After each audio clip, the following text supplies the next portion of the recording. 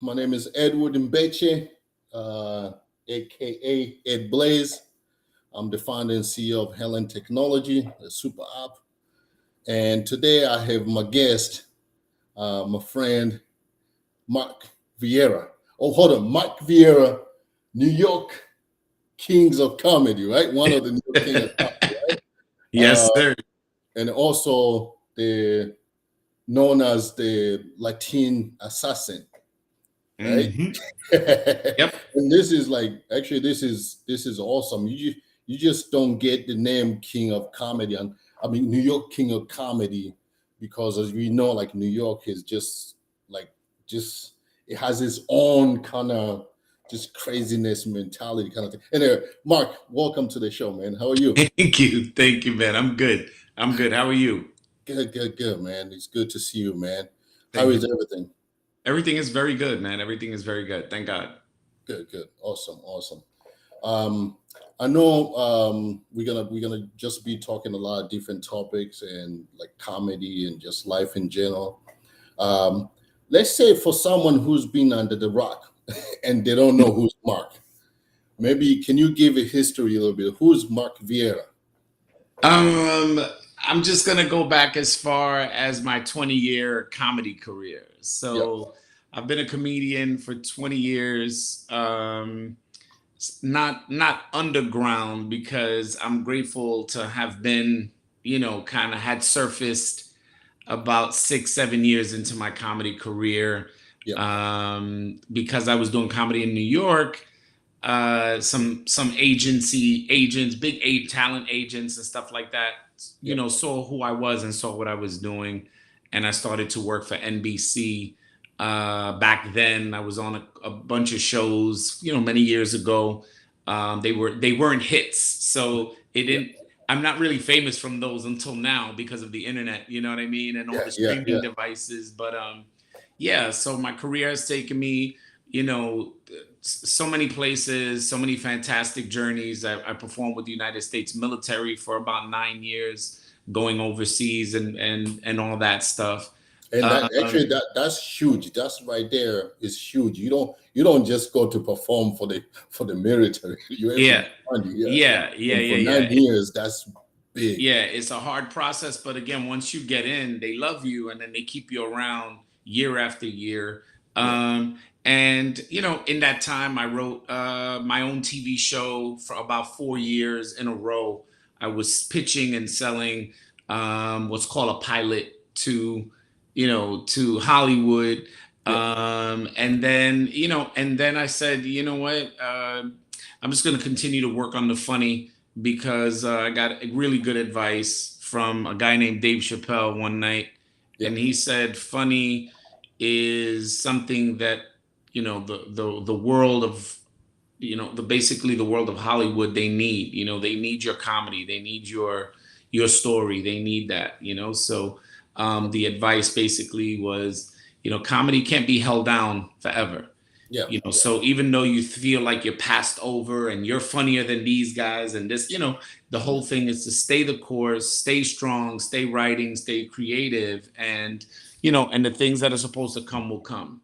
And so I continue to do that. I continue to write. I continue to give the internet my absolute best, Yeah. and just kind of biding my time until my time comes.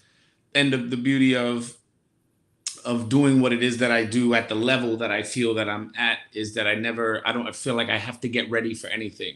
I feel like because I'm out there every night touching So you just touching ready. the audience that I Ready. stay connected. Yeah, Yep. and so, after the pandemic and a year of craziness, I feel like I'm back in full swing and doing this all over again, Yeah.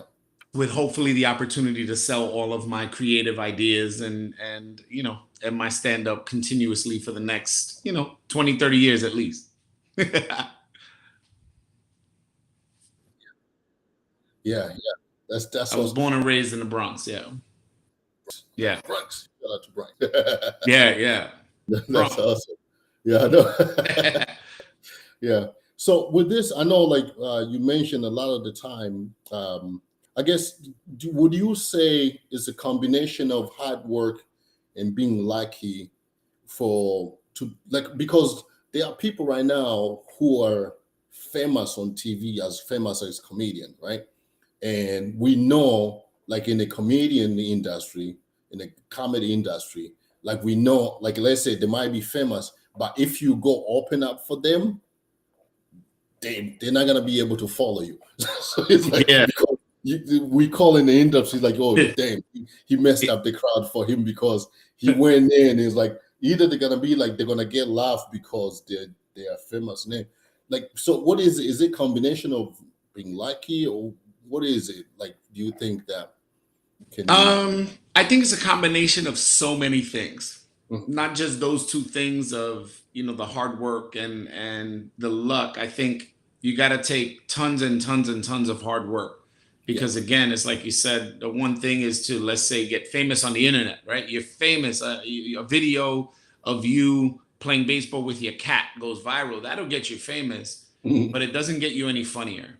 Yeah. It gets you no close to the funniest thing that you can come up with. And so I don't know. I don't have all the right answers. I just know that when it comes to the thing that happens on stage, I don't think there's anybody funnier than me. I Mhm. think that there are people that are funny, Yeah. incredibly funny. As I said, Chappelle, Rock, Kevin Hart, Yeah. Bill Burr. I mean, Sebastian and Fluffy. All these guys, they're funny, and they're all and I respect every single one of them. But at the same time, I think Which blow for blow.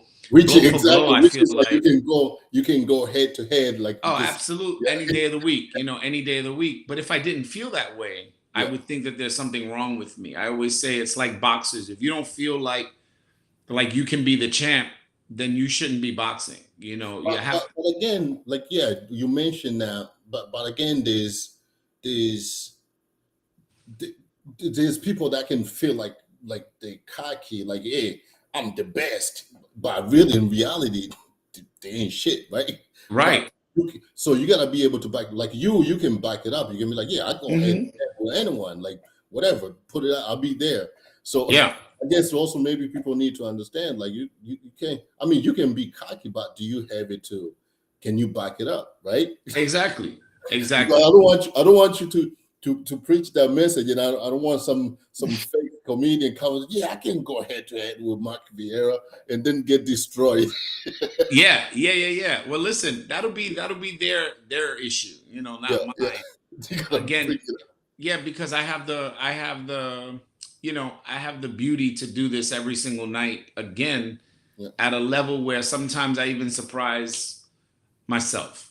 yeah, I was just in Philadelphia, and that show it felt I can feel myself gaining a level, because I'm so in tune with what's happening, not only with the audience, but with myself in yeah, stand up, that I'm able to kind of like see it happen as it happens. I'm watching myself on stage mess with things that were funny when I got there, and I did something that made it even funnier, or whatever that is. I took a risk, I took a gamble in front of the audience, 200 plus people, and here I am, instead of just relying on what's been funny, that I am daring enough to fix something in front of everyone. No one does that. No one does that. yeah. No one says, "Hey, your report is not that good, put it up on the screen and fix it in front of everyone." No, you don't usually get that. You get an opportunity to go back to your space, open up your laptop, do this and do that. And I don't know, I find myself daring, being daring so that I can have a maximum amount of laughs, a maximum amount of payoffs. Yeah, yeah. Man, so do you think maybe also at the stage where you were, um, do you think that's like the sweet spot where it's like you enjoy the comedy, what you're doing, plus not so it's like you almost like it's a balance where you enjoy getting on stage, but also at the same time it's supporting you without all the other headache, like you're making a good living, but also you really enjoy the process where you were. Is it like, do you think that's a good balance, or you be like you enjoy the comedy but you're stressed out with all this other stuff, like that they gotta go through? Do you think you find like the balance there? I feel like I'm close. Okay. That's the truth. I Mm. feel like I'm close. I feel like I found everything I've needed to find in what I do for a living. You know what I mean? And Yeah. that has the maximum amount of peace that I can't wait to get on stage. And Yeah. people think it's because I want to make people laugh, but it's gotten bigger than that. You know, my obsession is now the connection with the audience. Mm. Is that when they leave somehow, some way, they feel like they know me. They feel like we've been friends forever. Yeah. And that has nothing to do with me making them laugh, more so than I think I make them feel. Yeah. I feel like I make them go through something inside, and the laughs are just a part of it, you know? And I think it's bigger, like people will think that you want to be financially this, or I think that the stage becomes freedom. And so every time I'm on stage, I get an opportunity to be free. Most people walk the earth and never experience that kind of freedom, where, like you said, where you're so happy Yeah. and so in touch and in tune with the human being that you are. Yeah. And again, because comedy is always changing, I'll evolve, and so next year I'll be different. In 5 years I'll be different. But as long as I stay cool with me, I can always get on stage and be free, because that's the intention. The intention is to get on stage and do comedy that's freedom. I get to say exactly what I feel. And Yeah. like I said, because instead of giving my opinion or my observation, because I'm telling you how I feel about it, we connect as men, we connect as fathers, we connect as this or that, sons, or whatever the case may be. When you walk away from the show, you go, man, people don't say, man, that guy's funny. They'll say, man, that guy was great. Like, and that's different. Yeah, it's different for me. Because that's my intention. My intention is to be great at this. And so when people leave and go, my God, that, Yeah. man, this lady the other day said, I got teared up when you talked about your grandmother, but I was doing jokes. Yeah. I wasn't, I didn't have a violin, and I wasn't, I wasn't setting the Connected mood deeper for level. her. Yeah. But people, again, I feel like it's evolved into connection instead of just comedy. And Yeah. that, I feel like that's what makes me happy, the happiest on stage. That's what gives me my most sort of like I feel like that's where the trophies are. The trophies are in Yeah. how much did you connect with the audience. Connect. You see, I never thought about that. The connect your audience, not just be like, oh, he told a funny jokes. Like connect deeper. Uh, Yeah. not to plug in. I wrote a book. It's called "Comedy is World Peace." Like Mm. we're talking about like how comedy unite people. Like imagine like audience. You go in there. You got white, black, Latino, Asian, and everybody get it. Like when you're telling your joke, like they get it or they understand it. That's the feeling I'm talking about. You're talking about like the feelings, not just the joke, the feelings, and unite them. That's Yeah. just yeah. Yeah. That I say it, my comedy is like a roller coaster, right? So to get people to buy in that your roller coaster is going to take them where they want to go, up, down, there's going to be, there's a trust in that, right? That people trust that when they spend $30 for a ticket to come and see me, that ride is worth it. Yeah. That the ride is worth it. I never take that kind of stuff lightly. I'm like, people work really hard, and these are hard times, and they're still spending money to come and see me. That is an incredible compliment in itself. So I never look past that compliment.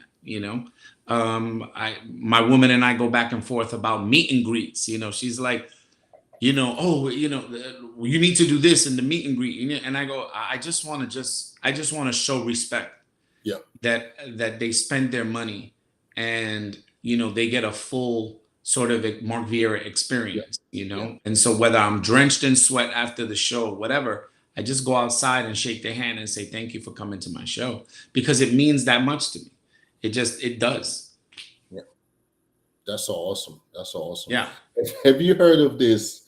in the industry where a comedian finish a show, and then he, instead of charging for merchandise, say, "Hey, I'm selling a T-shirt or DVD," and he's like, "Yeah, I will charge you $15 to take a picture with me." Yeah. Is that normal for comedian to be like, "Hey, you take a picture with me, but for $15 or whatever, $20"? Like, do you do that, or would you do that? Nah, I this is the thing. I don't do it and I Yeah, don't want to do it yeah, because again, because I want what I want is for the experience to be great for all of us. I also want to have the experience of meeting the people and hearing their stories of how I got them through tough times, that them watching me on YouTube or whatever, yeah, it gave them some sort of light in their dark moments. It's like those things are important to the comedian as well. I know, I get it. I'm in the room. I hear the laughs, but there are real people behind those laughs. So I have no intention of charging people yeah, for meet and greets. I love to sell my merchandise. I think it's one of the best things a yeah, comedian can do. yeah, It shows a certain level of mental hustle. Again, being from the Bronx, yeah, the hustle is just a part of my existence. So I've been selling merchandise when it was DVDs and CDs. I was selling those, but people wanted it. yeah, yeah. They But yeah, you're yeah, right, because you want to, for the connection, that the feeling that they have connected with you. So for them to buy a T-shirt, they kind of feel even more, a little bit closer to you, kind of by supporting you, kind of buying merchandise. But it was just kind of like I seen one comedian charging people to take pictures, and I was yeah, that's a first. It was funny. yeah, yeah. Yeah, But it's not unheard of. yeah, It's not unheard of because they feel like I think people feel like time is money. yeah, And if they're taking their time to go and meet people after the show, you got to remember there's also a full cast of comedians that are out there that don't even do a meet and greet. They don't go and meet nobody. You, you yeah, know, they just don't, for whatever reason, whether mm, it's germs or COVID or whatever. They yeah, never feel. But I also say maybe those are the comedians that never feel. They go there to be funny, and they feel like they deliver the package. So why stick around? And I listen. I understand that. I get that, right? The guy the FedEx guy delivers you the package. He doesn't wait for you to come home to shake your hand and say, "Hey, yeah, thank you. I got my package," and it, yeah, it actually the dress is the way it fit. He yeah. doesn't need that because his satisfaction is I got it to you. So But but I but do you understand think? all of it. I understand all of it. Some people hustle. They don't want to sell shirts. Yeah, They say, "Hey, but I'm here. But if you want to come over, talk to me and blah blah, you got to spend 10, 20, $20." I get it. Time is money. Time is money. I don't shun that. I get it. I'm just not there in my mind yet where I want to charge people to come over and just take a picture. yeah. But do you think maybe that's little is okay, because you can control at that size of the, because you're talking about maybe 500 crowd, like 500 people in the venue, right? So Hmm. with this, not you're not getting all 500 people to come shake your hand, but at least a good majority of people will come see, take picture, shake your hand. Do you Yeah. think maybe that will change if you like, hey, I'm performing at a 20,000 like venue size? Do you think that, oh, you will be like, hey, you only buy will sell ticket for meet and greet kind of thing? Yeah, I think what happens is it becomes logistical nightmare Yeah, when you do that. Like again, I've toured with some of the biggest names in comedy, from Steve Harvey to Fluffy. You know, I see how they manage the crowd. Sometimes it's called a pop-up yeah, where they have like a line for you to meet them, so you got to wait online to kind of meet them, whatever. And we've just surprised them. We've just come out where they are online and start taking pictures and shaking hands of the people who are waiting online just to catch a glimpse of the performers. And so there's a lot of ways. It just becomes a logistical nightmare, becomes a security nightmare. Once you get a certain level of fame, you don't know people's intentions. So I understand that there are levels to this. So right now I perform at Caroline's on Broadway. yeah, Security doesn't leave me alone. They make sure that wherever I am, they are. So that's one layer of security, you know. So if you go against that and you just go outside to go hang out, and somebody comes over to you and you said a joke about, you know, something, and now they want to attack you, you've put yourself in a bad position.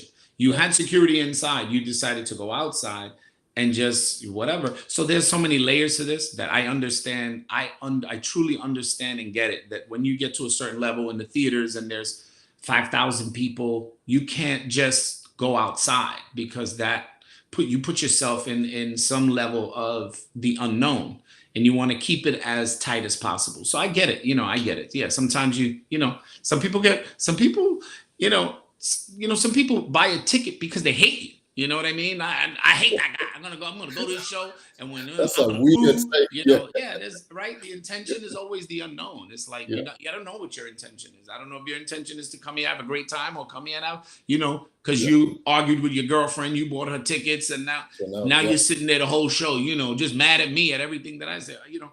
So it just becomes one of those things where I get it. I get it. Sometimes you should be out there, and sometimes you shouldn't be out there, and be in a more organized setting. Like you said, you sell a ticket, instead of for $45, you sell it for $60, and it includes a meet and greet, you know, and that, but that's just like paying for the picture. You understand what I mean? It's Yeah. just like paying for the picture. The guy just paying for the picture afterwards. You understand what I mean? Yeah. Like for after, instead of the meet and greet is usually, if they pay for it, they pay for it before the show. You know, where they get an opportunity, you know, to come and meet you and all that before the show. So I wanna apologize quick to people. If you're on Facebook or you're on LinkedIn, sometime I don't get to see you. For some reason, this software we're using is sometimes it shows the comments people are putting. Yeah. Sometimes it does it. I don't see nothing, and then when the interview ends, I will see a bunch of people like. Well, Yeah, I would love to see comments. Yeah. oh, well, yeah, no, I apologize. And for some reason, I don't know why this system it does that sometimes. But if you guys are there putting comment, thank you so much. Probably I will be able to answer later. But yeah, so let's jump into like, what did you do before comedy, or before comedy start paying you know you for your expenses and all that? What what were you doing in the Bronx or New York in general? Well, I had a life before, a little life before stand up began, you know. So I wanted to start stand up really Is early. this one of those? I know Bronx, a lot of cars used to be missing. Well, you know, I'm not going to talk about that side of the life. You know what I mean? But yeah, but I had you know, I had a time where I was law enforcement in New York City, and then I went into, Wow. I got certified in a whole bunch of different things, and I've just followed my path wherever it was leading me. And then I guess right before I started stand up, I became an assistant director at North Central Bronx Hospital, and then went on to be a director of services at St. Barnabas Hospital in the Bronx. So, you know, I was employable. I was doing very well at my job when I decided to leave it just to, you know, follow my dreams. It was a hard decision, but again, you know, I knew it. You know, I knew that it was all or nothing. You know, I had heard that before, that when you believe in yourself, you know, you see the cliff and you jump and you build a parachute on the way down. Yeah, You know, yeah, and you know, but the point is that you have to jump. You have to take that leap of faith, or the prizes, right? It's the risk versus reward. If you don't jump, then you'll never know. You'll never know what happens. And yeah, so yeah. I know it sounds crazy, it sounds ridiculous, and it sounds like bad advice, but you know, I jumped. You know, I figured without. I feel sometimes it just being lucky, because sometimes someone might jump and you building the parachute to the bottom and the parachute doesn't open. Well, again, you know what's funny is I constantly hear. As a matter of fact, I was watching something the other day. I saw Eddie Murphy, Eddie Murphy, who was, my biggest influence Yeah. as a kid, as to what was funny. I thought Eddie was everything that was comedy, right? Because Yeah. of the time, the era.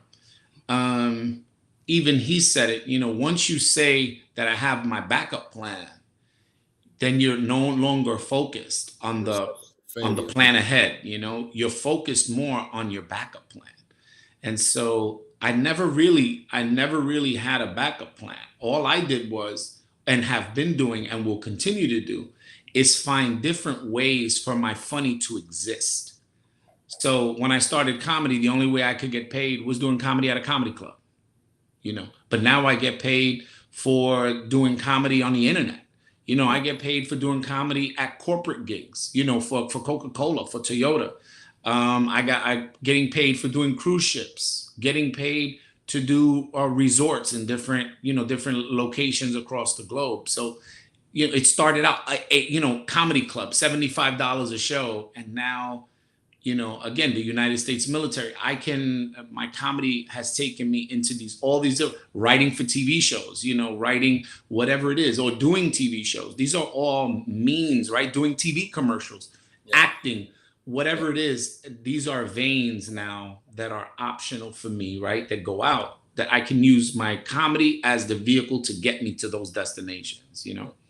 I guess even now, everything probably is really set up way better than when you started comedy. Oh, yeah. First, I did not know that you used to be a policeman. And That's you're like, okay. That was a hey, man, different you wanna life. you That's wanna get okay. this? I'd be like, yeah, that's Yeah. awesome. Were you doing open mics while you? And also, but I'm looking at this like the way you were police, then you went to work for the hospital. It's like you. It looks like you're always in the business of helping people. Up to now, even doing comedy is like you're helping people to kind of just like, hey, if you come to my show, I want you to forget all your problem for at least 1 hour, 1 hour and a half, which is Mm. which is wonderful, right? Yeah. So were you? I mean, right now, like you mentioning about when you build, when you see a career just jump, and then while you're building the parachute to the bottom, whatever. I guess now is a little bit set up a little bit better because of the exposure with the internet and all this social media. So maybe they like new comedian have a little bit better because they can get popular really quick. Yeah, yeah, yeah. They can get popular. They can get this is the thing, right? Fame is a frame of mind. It's what's happening in here, not actually happening out there. So, if people want to get famous, yeah, there's a vehicle in the internet that can make you famous. It still doesn't make you better as a comedian. It's still, there's still you have to build comedy, the old fashioned way always. Yeah.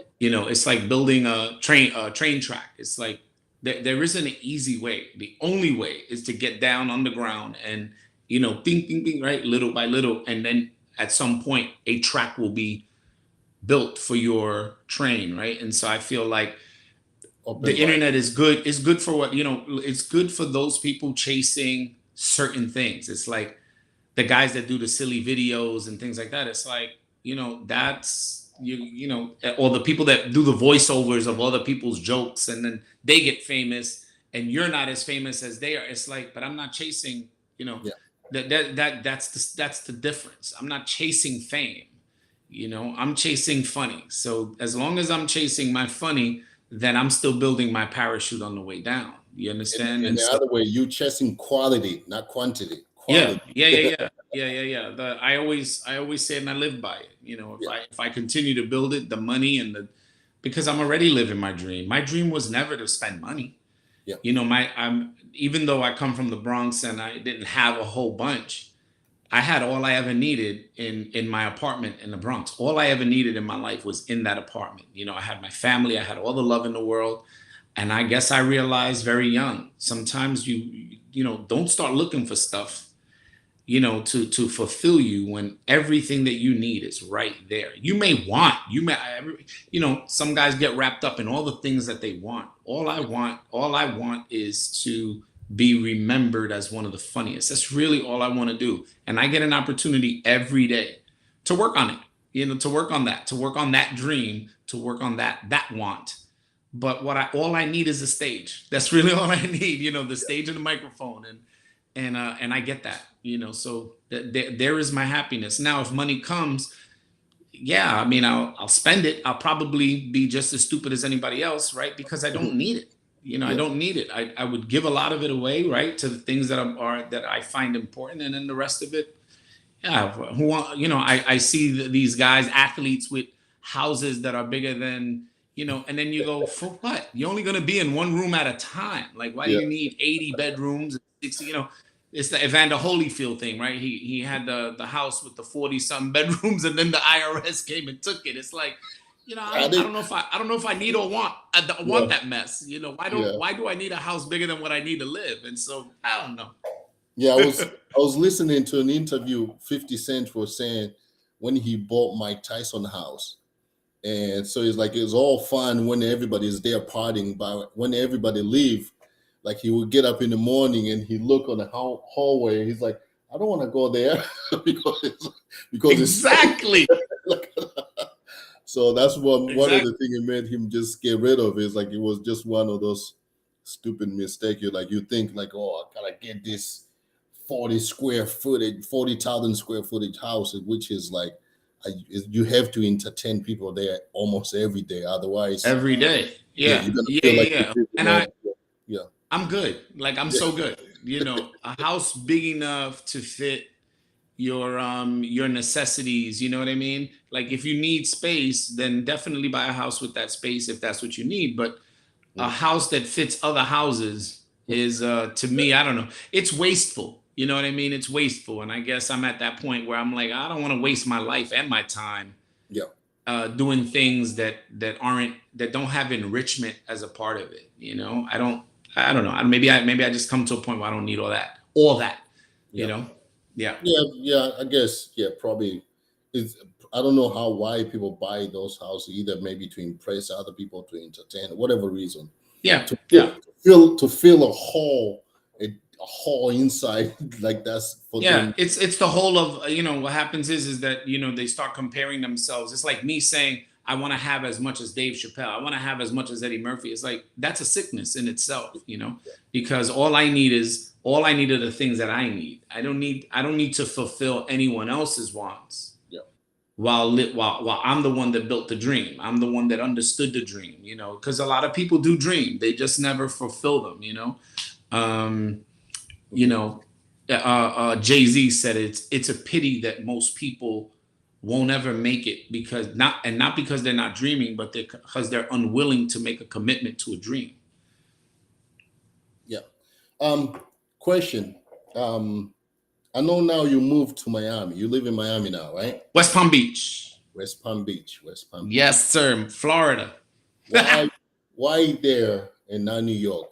Why did you move? um, yeah, I don't think it was Do a you, well, why. before you answer, do you still hold the title New York Kings of Comedy if you moved to Florida? Yeah, because we are the New York Kings because of our ability to represent the best of New York comedy. So, the New York Kings is not even though it's a self-proclaimed title, it is a title that we understand why we call ourselves that, because we built it in New York. We sold it. And can sell it anywhere in the world, just Yeah, like the word New York. New York is, it means so much to people in Lithuania, right? In China and Japan, anywhere you go, you say New York, they go, oh yeah, Big Apple. I love it. yeah. Statue of Liberty, right? They know. And so the New York Kings, we are just a representative of New York comedy. So We believe the highest level of New York comedy passes through Mark, Capone, Talent, and Rob. That's how we feel. The highest level of comedy passes through us. The other guys, the Patrice O'Neills and these other guys, they were, they were and still kings of New York comedy. You know what I mean? But we are guys born and raised in New York City. Some guys were displaced, like Bill Burr made his career in New York, but he originated in Boston.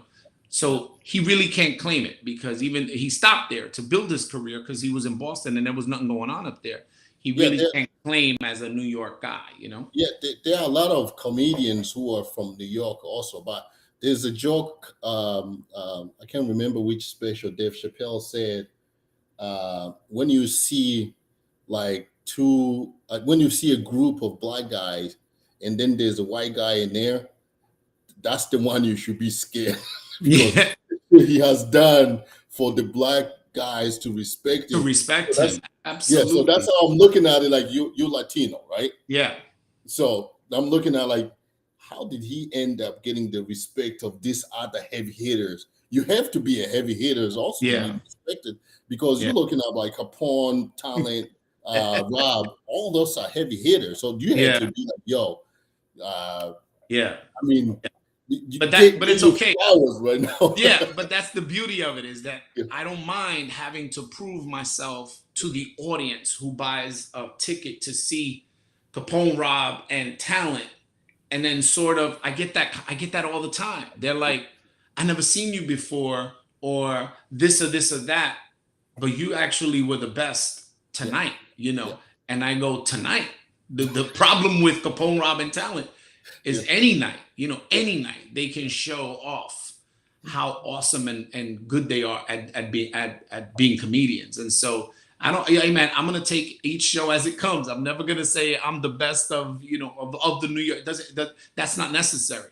We're a team of four, and like I said, it's built on mutual respect. That the New York Kings is not only the respect of each other and what we've done individually, but respect for New York City, respect for the how New York City is synonymous with great comedy. yeah, So to be the New York Kings it's all a big deal. You know what I mean? Like you said, it's not a small thing yeah, when we put that on the billboard, in big theaters, the Apollo, we sold out the Apollo Theater twice. And so to do that in Harlem, New York City, it's all a big deal to me. All of it. To be a part of the tour is a big deal, so I make sure that I'm writing, I make sure that I'm always sharpening my sword whenever I'm around those giants, I to stand with them. I got to make sure that I have the giant mentality, that I know that I belong and I fit yeah, in that tier which when I started comedy, these guys were already doing stuff. These guys, Talent was on radio I'm a probably 10 few and years all before that I stuff. even started comedy. I used to listen to Talent in the morning on my way to work. Yeah, yeah, So yeah, it's like I said, it's just a big deal to me to be a part of it, but I never dial it in. I never say, "Oh, I did it. I made it." yeah, I got to be honest, I haven't made anything. yeah, All I have made is a name to the term comedian. When people see me, they go, "That's Mark. That's that comedian." I'm good with that. Like I'm good that my life is that because I was those other things too. I was, in law enforcement. I was those things, but I like that people look at me and go, "That's that comedian." That's that guy. He does this joke about. I love that. Favorite thing in the world. yeah. On so being like do so you've been in the comedy industry for a long time. Have you ever picked up any beef or someone trying to start a beef with you? Um, Or someone you'll be like, I will never work with that jerk. um, yeah, yeah, Yeah, yeah. But that's the nature of business. I call it bad business. yeah, When people are not, see, this is the thing. Some people are great comedians and not good businessmen. Some yeah, people are great businessmen and they're not good comedians, yeah, or they're not good for comedy. Period. But they just want to be. Oh, I want to be around funny, blah, whatever. And so, yeah, there's always going to be animus. You know what I mean? There's always going to be somebody that is sort of wanting to be your rival or vice versa. And so through my, man, 20 years, I have promoters that if I see right now it's a problem. You know what I mean? They still owe me money. And yeah, there are comedians that I think feel like you owe them because they put you on shows in the beginning when whatever or whatever the case may be. yeah, They feel a level of like, who do you think you are touring with all these people, going around the globe when I'm the one that gave you an opportunity. You understand what I Like mean? you owe them your life, kind of thing, Like I right? owe them something. Like I didn't do the work. Like they did the work for me, and then they have a right to then claim Yeah, that the stuff, all the things that are happening to you, all the good things that are happening. They have a sort of feel like it should pass through. It's like, no, that's not how this works. You yeah, gave me an opportunity, and I appreciate that, and I paid it back. But yeah. that doesn't mean that for the rest of my career I gotta say, Yeah. oh, I owe my life and everything to Mike. Mike put me on. Mike. You give me time, I give the jokes that you wanted. That's That's it. it. Yeah. And again, I appreciate everybody, Yeah. everyone that I've met through my journey that has said, man, you're good. You want to work on my show at such and such. And same thing with the club bookers who used to book me, the club managers that used to book me over, hundreds of other comedians. They would book me, but I can't explain why. But they did. They saw something in me I didn't even see, and they booked me. So it's one of those things where I can't explain that, but I also don't have to say thank you every time I see you because you Yeah. gave me a Yeah. show in 2001. It's like, all right, you did it. It's just weird, but I think the animosity is on their side. I love this thing so much that number one, I'll protect it. Yeah. I'm very protective of comedy. So if you come into my life and all comedians are just stupid jerks and assholes, and I gotta walk away from you because I met Dave Chappelle. He's a piece of shit. And I'm like, that's because you're a piece of shit. It's not Dave. You know what I mean? I've met him hundreds of times. In Yeah. my career. Like this is people are just ridiculous. They want what they want from celebrities. Entitlement, kind of like, hey, Yeah, you should yeah. be. Oh, Yeah. I bought a Dave Chappelle T-shirt. He should love me. It's like, no, he Yeah. shouldn't, because the whole show you were yelling shit out. You were doing his jokes for him. Let the man talk. He doesn't. You understand? So everyone has a thing and a way. And I just feel like like I said, through 20 years, man, I just feel like I'm so engaged in comedy. I'm so related to this. I'm so into this that, yeah, if you're going to try to take anything away from this thing that I do, Yeah. we're not gonna be good on good terms. But that's okay too, because you can't love everyone and everyone can't love you. I know that. I've been through this shit for so long that I get it. Not everybody's going to be on the same page. You might be as likable and lovable as you are right now, and people have hate for you. And you go, I don't understand. Right. Because Yeah. it's not for you to understand. They're the ones without the understanding. You understand? So I just don't, I've learned to clear the noise, and the most important voice is my own, and I follow all of that. And when I got to cut people off, and I think this is advice for anybody who watches this, listens to this, when you got to cut people off because they're just not good for your welfare, cut them off. That doesn't mean you don't have to say hi or Yeah. give them a thumbs up every now and again. It just means cut them off. That energy and all that stuff that they're bringing to you is not good for you going forward. Yeah. So, in new comedian in business startup is a lot of advice where they say, hey, do you want to start your own business? Keep your job first until while you working on your startup, keep your job. So you keep your 9 to 5 while supporting this job on the side that you're working at night until you see some traction where you start like, oh, I'm start making some sales a little bit. So for new startup, like for new comedian, like let's say someone works at Target, Amazon, Mhm. should they just say, hey, forget it, let's jump in? Or what is the process? What's your advice for them to be like, hey, if you want to be a comedian, keep your job first, or should you just be like, hey, just jump out there? See, that's a hard one, right? Yeah. That one should have an easy answer, but it doesn't. Because if you tell, so for example, Dave Chappelle was 16 when he started doing comedy. And he didn't have a job. So you got support from family. He just got support, and he was able to chase this dream. His mother and father did well. They had houses. he had a place to sleep and stay. That's the most, and eat, the two most important things you need when you're young, you know. But my general advice to everyone who is not a phenom like Dave Chappelle Yeah. is to definitely have something to support your dream until you get to the crossroad. You know, it's sort of like you can see the railroad track up ahead. You Yeah. don't have to make a decision long before the railroad track. You wait until you get there.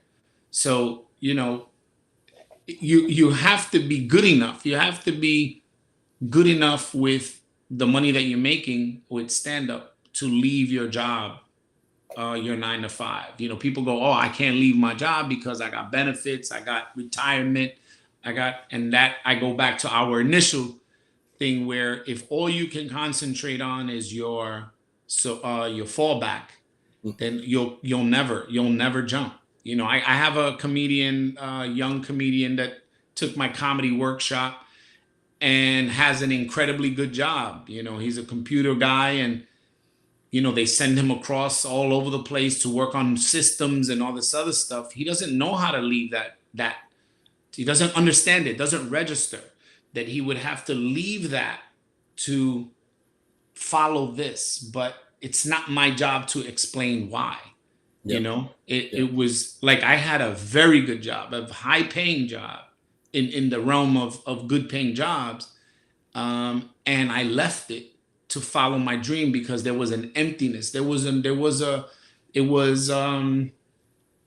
no matter what, I was miserable You're in the not. Yeah. daytime in a suit, you know, jacket, you know, I was miserable. It was, that stuff made me miserable. And what made me happy was at night when I went and put on just regular jeans and a shirt and did comedy. Like that's, you understand what I mean? Those Yep. are things that I was, you know. And so my advice is, yeah, you need something to fund your dreams. You just don't go dream and Support. then live on the street. And you know, I don't want anybody to think, yo, I gotta leave my, you know, my kids and my family to go chase, you know, you know, you got to build it first. You know, you gotta. I built it first. I built some funny, and then with that funny, I started trading my funny for some money, and then that money turned into, you know, I got more funny, and that more funny got me a TV spot, you know, with Martin Lawrence, and that one opportunity really let me know that I'd solidified myself as a force, you know, because I was there taping and Martin Lawrence was talking to us, and you know, all the comedians that were in the audience, I'd seen on TV millions of times, on Comic View, on NBC, you know, late night comedy stuff from Rob Stapleton was at my taping. Yeah. You know, Kid from Kid and Play was on my, you know, season of Martin Lawrence. Kid from Kid and Play. Like, you understand what I mean? Like, I Yeah. was like, this dude was in the movies. This was shot in DC, right? I think it was shot in Yeah, DC. shot in DC. Yeah. Yeah. The Lincoln Theater in Lincoln Theater. DC. Yeah. Yeah. Yeah.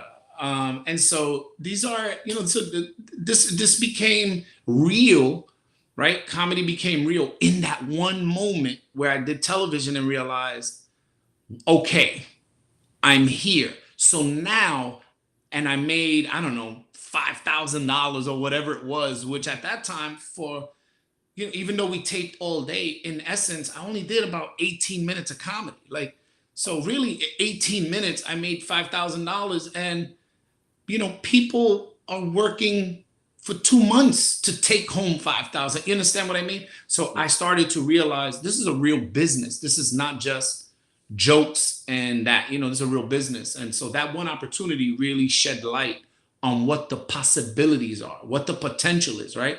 So when anytime you start a business, it's not about just doing stuff. It's about the potential, you know? Hey, I want to sell houses, but I got to sell the first house. You don't know if you're going to sell 100 houses in a year. You don't know. But if you sell that first house, it allows you the ability to see what the potential is. You know, it took me 2 months to sell my first house. So I know in a year I could sell 5 houses. I Yeah. could sell, even if I do really good, I could sell 7 houses. But if you don't sell that first one, you'd have no idea, you know? And so that first television opportunity, it really let me know that I had, you know, and I did really well. You know, Martin Lawrence, that one show has over 100 million views combined on social media, YouTube, and all that other stuff. Like I'm one of the crazy. people. I'm one of the people that viewed that video because that's how I find about you like years ago. That's how I was like, who's this dude? That was the first time. Yeah, Years ago. exactly. And that's a lot of Yeah, people's. That's a for 10 lot of. years. Yeah, that's a lot of people's. That's what they know of me. They know Yeah. me from Martin Lawrence, from that, because it was all over television and now all over the internet. So it's crazy how, many years ago, that was the thing that I saw as, wow, this can really be a thing. Hopefully I can quit my job and do this full time. I was working. I take Martin Lawrence. I was hanging out with celebrities all day. And then a day later, I was back at work, with people that I told them, oh, I just take television. They didn't even believe me. They were like, yeah, right. Yeah. I'll see you Friday at the local comedy club. And it's true. It's true. That's where they did see me. But when it aired, all of a sudden, it aired maybe 7, 8 months later. All of a sudden, it's not so much that that the people around me thought I was special. The other comedians, the agents, they thought I was special too. So now I started booking gigs for more money because people knew who I was and they saw what I did with that opportunity. So it was a big deal. Yeah. And I guess also, I don't know if this happened to you. This happened to me when I was emerged in comedy. The comedy for me, it was like this. Like one weekend, I got booked. Someone gave me 5,000, like to be just like the host, and I'm like, this is great. Like we did like Yeah. 30, 200. It's great. And then next weekend after that, it's like, hey man, can you do my party at my house? Whatever.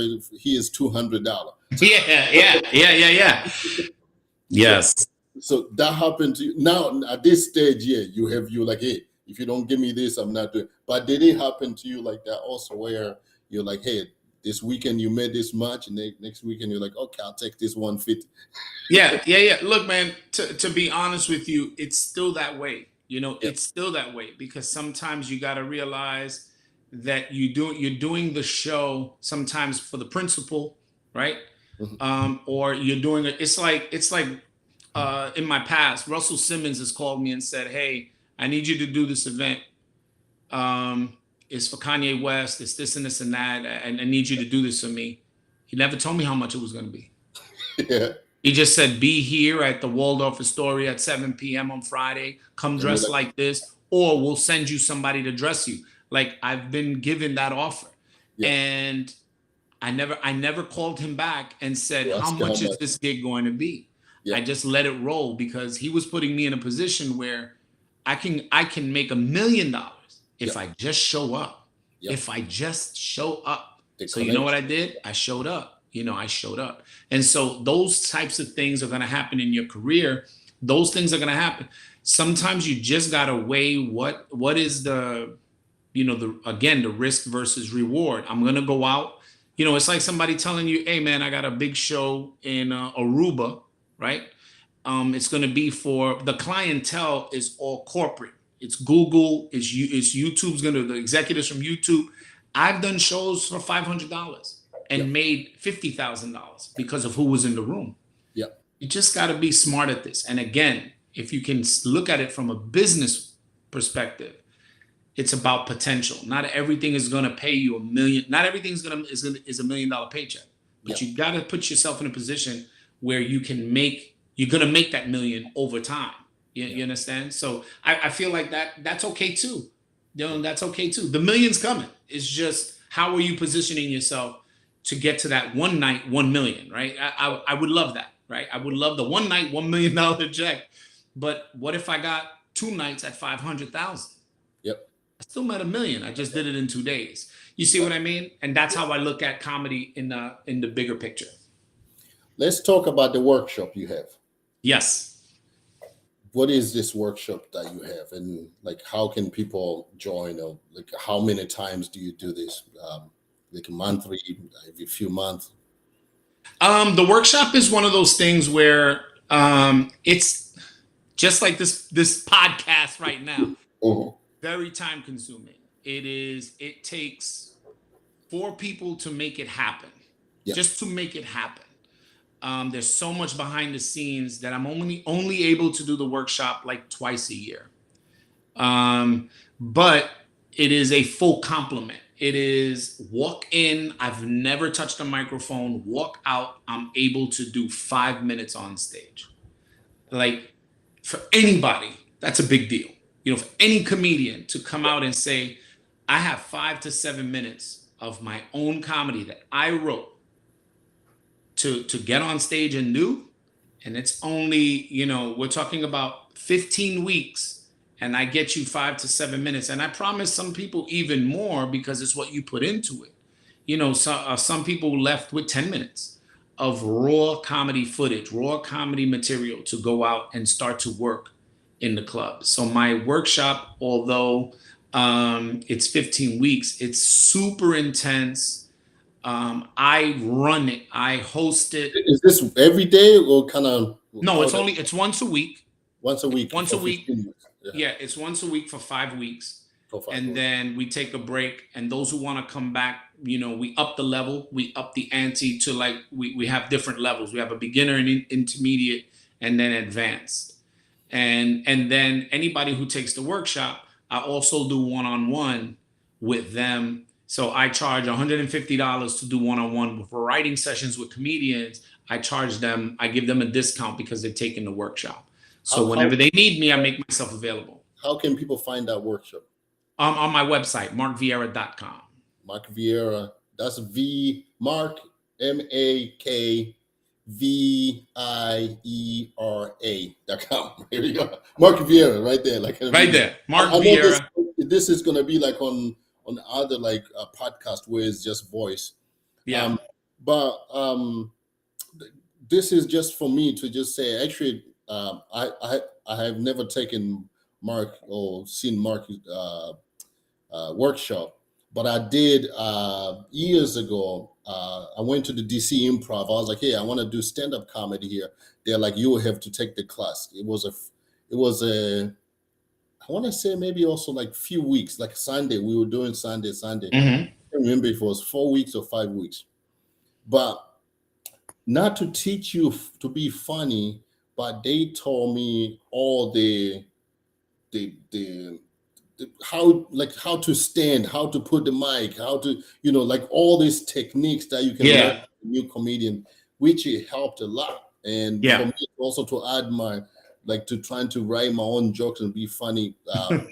Man, if someone like a new comedian wanted to do this, even if you just, maybe you've been a comedian for a few months or a year, I would do the work with Mike, because you can learn a lot of good stuff from, and also from your caliber. Also, like, Mark is a really a heavy hitter comedian. Not like there are some people who are teaching classes, and these people they never even toured anywhere. And no touring, no headlining, they don't know what it is to even sell one ticket. Exactly. And they're trying to teach people, which is hard. So listen, I don't want to knock anybody else. I just want everybody to know my workshop is not about teaching people how to be funny. It's just about pulling the funny out of you already. So people who take the workshop have already been told all their life, you're funny. Yep. You know what I mean? It's not like I like you said, it's just about tools in the tool belt to build a house. I can't build a house, your house. I can, but I'm giving you a hammer. I'm giving you the right tools so that you can go out and build it, Yeah. And definitely you will see exactly, because when I did that class with the DC Improv, I was like, wow, okay, I did not know this. So, and definitely with this, and one of the good thing, just to mention with Mark, is like, because he's a big comedian who's doing like really big show and all that, you will be able to really learn something that I'm always big fan of, like for comedians who are traveling, doing shows. They've been in the business for so much years, so they know exactly what they are talking about. So if someone is trying to be a comedian, or someone told you like, hey, you're funny, but you've never been on stage, markviera.com. Mark, before we go, the Kings of Comedy. I mean, the Kings of Comedy. New York Kings of Comedy. Yeah. New York Kings of Comedy.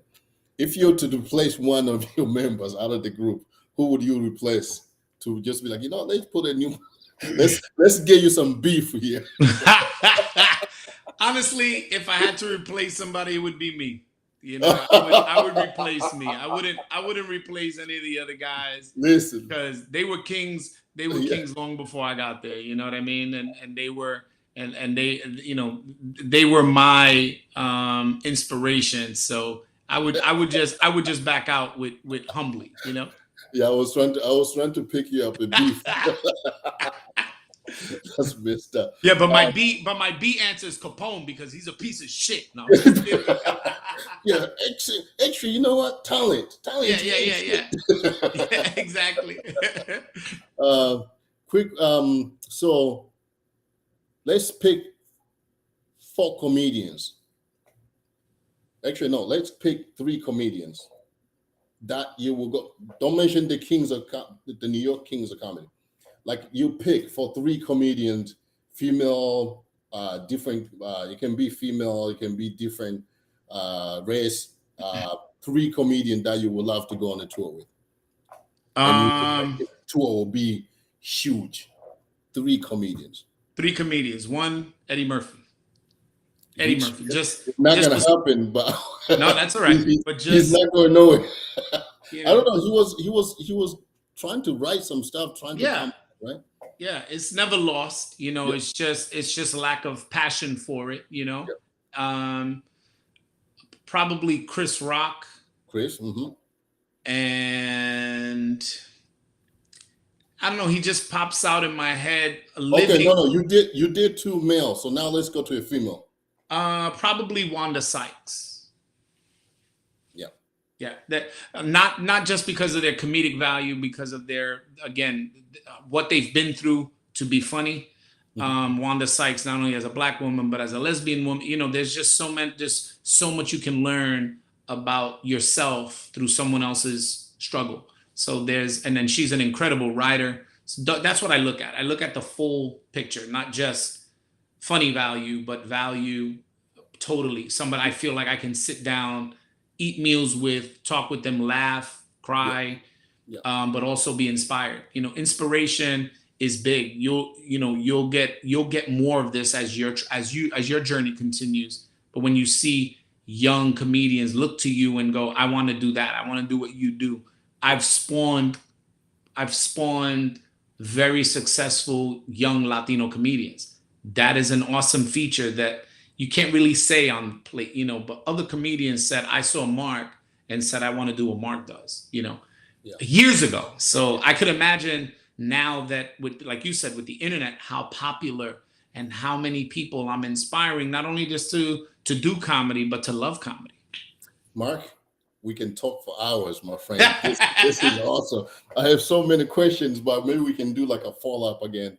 But this is awesome. Thank you so much for taking the time to chat with me. Thank you. And for anybody listening to the headliners, and the name is perfectly, it matches the man right here, Mark Viera, the headliner, the Latina assassin. That's right. Man, thank you so much again. Thank you. I'll talk to you soon, man.